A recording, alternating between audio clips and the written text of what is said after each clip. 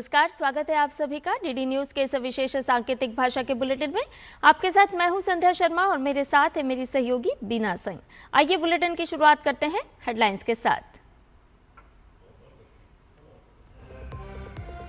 प्रधानमंत्री नरेंद्र मोदी ने नई दिल्ली में जनजाति सुरक्षा मंच के प्रतिनिधियों से की मुलाकात।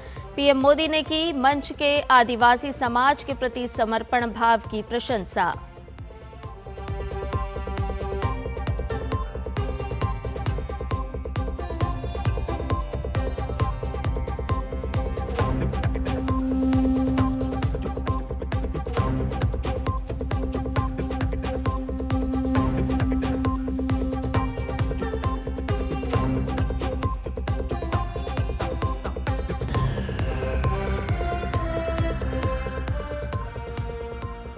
गृह मंत्री अमित शाह का गुजरात दौरा, भुज में विभिन्न कार्यक्रमों में होंगे शामिल।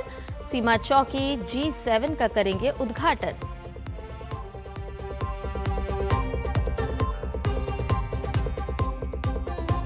मौसम में बदलाव के संकेत, आज से उत्तर पश्चिम भारत में जारी भीषण लू की स्थिति में आ सकती है कमी।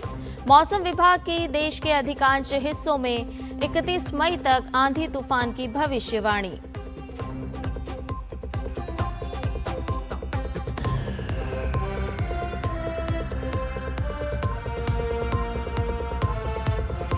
ईरान और अमेरिका के बीच संघर्ष विराम को 60 दिन बढ़ाने पर सहमति।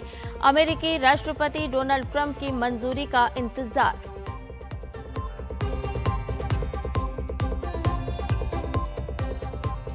और सिंगापुर ओपन में आज पीवी सिंधु की कड़ी परीक्षा। क्वार्टर फाइनल में दक्षिण कोरियाई खिलाड़ी आन से योंग से मुकाबला। वहीं सात्विक चिराग की जोड़ी भी सेमीफाइनल की दौड़ में उतरेगी।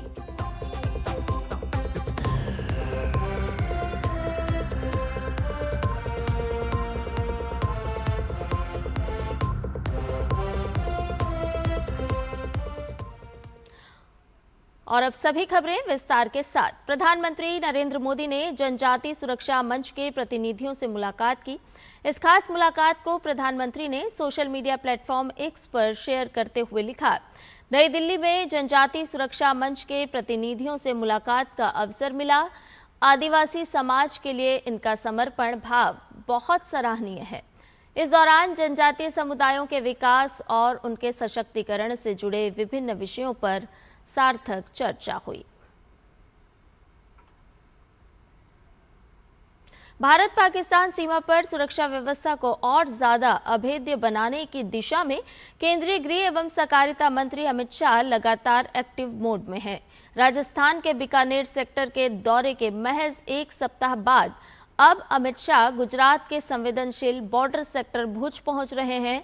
गृह मंत्री आज गुजरात के भुज में सीमा चौकी G7 का उद्घाटन करेंगे और सीमा पर तैनात BSF जवानों से सीधा संवाद करेंगे। इसके अलावा वो advance control system, OP tower 1170 और हरामीनाला क्षेत्र का दौरा कर पश्चिमी सीमा की सुरक्षा तैयारियों का जायजा लेंगे। जानकारी के मुताबिक गुजरात दौरे में भी सीमा सुरक्षा, आधुनिक सर्विलांस सिस्टम, नई सड़कें, टावर और तटीय निगरानी नेटवर्क को लेकर बड़े फैसले हो सकते हैं।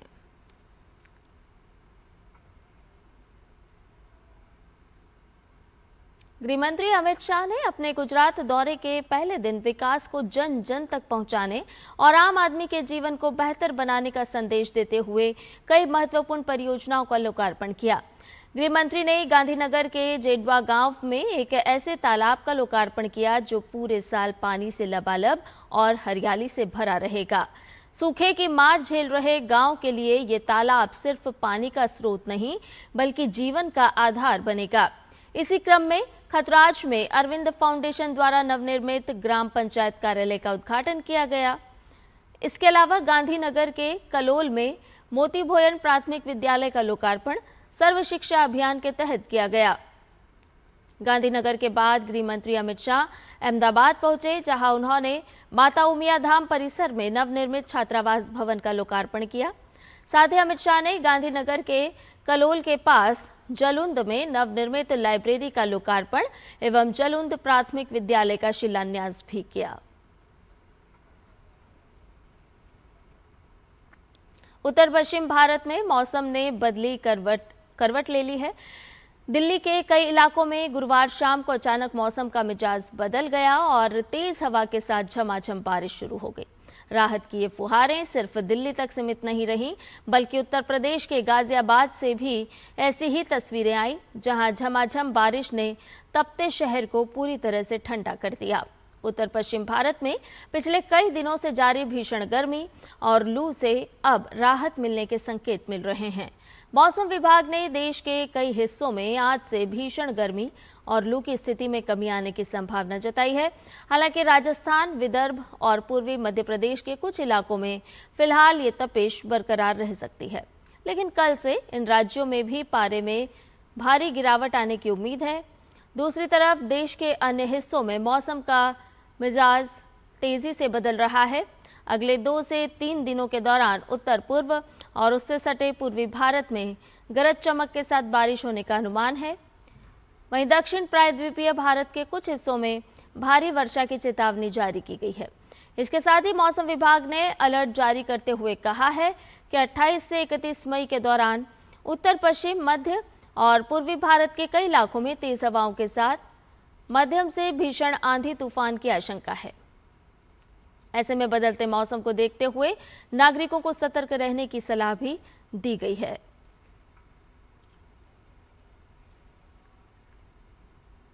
पश्चिम एशिया में जारी भू राजनीतिक अनिश्चितताओं के बीच एयर इंडिया ने जुलाई के अंत तक इजरायल के लिए अपनी उड़ानों की निलंबन सीमा को बढ़ा दिया है। इससे पहले एयरलाइन ने जून के अंत तक तेल अवीव दिल्ली हवाई मार्ग पर उड़ान परिचालनों को रद्द कर दिया था। पश्चिम एशिया संघर्ष के कारण एयरलाइंस को महंगे ईंधन और हवाई क्षेत्र प्रतिबंधों जैसी चुनौतियों का सामना करना पड़ रहा है, जिससे परिचालन लागत बढ़ गई है। उधर उड़ानें बंद होने से इजरायल में रह रहे 40,000 से अधिक भारतीयों की चिंता बढ़ गई है। सीमित उड़ान विकल्पों के कारण यात्रा खर्च भी काफी बढ़ गया है।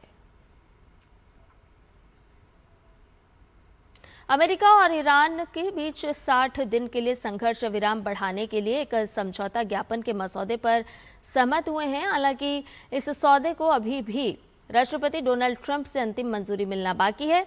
इस समझौते की जानकारी सबसे पहले अमेरिकी मीडिया आउटलेट एक्सियोस ने दी थी। इस समझौते से स्ट्रेट ऑफ हॉर्मुज को लेकर चल रहे विवाद पर विराम लगने की उम्मीद है। एमओयू के मसौदे के तहत ये जलडमरू मध्य बिना किसी रोक टोक के वाणिज्यिक यातायात के लिए फिर से खोल दिया जाएगा। इसका मतलब है कि कोई टोल नहीं लगेगा और ना ही कोई हस्तक्षेप होगा। समझौते के तहत ईरान को 30 दिनों के भीतर उस जलमार्ग में बिछाई गई सभी बारूदी सुरंगों को हटाना होगा। इसके बदले में अमेरिका ईरानी बंदरगाहों पर अपनी नौसैनिक नाकेबंदी को आनुपातिक रूप से हटा लेगा और प्रतिबंधों में छूट देगा, जिससे तेहरान को बिना किसी रोक टोक के तेल बेचने की अनुमति मिल जाएगी। इस एमओयू में ईरान की ओर से यह औपचारिक प्रतिबद्धता भी शामिल है कि वो परमाणु हथियार बनाने की दिशा में कोई कदम नहीं उठाएगा।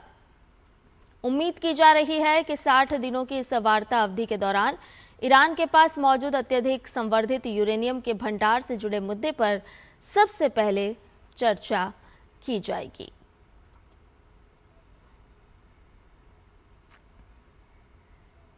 भारतीय बैडमिंटन स्टार पीवी सिंधु आज सिंगापुर ओपन के महिला एकल क्वार्टर फाइनल में दक्षिण कोरिया के स्टार खिलाड़ी आन से योंग से भिड़ेंगी। सिंधु ने प्री क्वार्टर फाइनल में शानदार प्रदर्शन करते हुए अंतिम 8 में जगह बनाई है। सिंगापुर ओपन में यह मुकाबला सिंधु के सेमीफाइनल की राह तय करेगा। वहीं पुरुष युगल में भारतीय जोड़ी सात्विक साईराज रंकीरेड्डी और चिराग शेट्टी का क्वार्टर फाइनल मुकाबला मलेशियाई जोड़ी कांगखाई सिंह और आरोन ताई वेई किन से होगा। भारतीय बैडमिंटन प्रेमियों की नजरें आज इन दोनों बड़े मुकाबलों पर टिकी रहेंगी। फैंस को उम्मीद है कि भारतीय खिलाड़ी दमदार प्रदर्शन करते हुए सेमीफाइनल में जगह बनाएंगे। इसके साथ ही हमारे इस विशेष सांकेतिक भाषा के बुलेटिन में फिलहाल के लिए इतना ही। मुझे और मेरी सहयोगी बीना सिंह को दीजिए इजाजत। नमस्कार।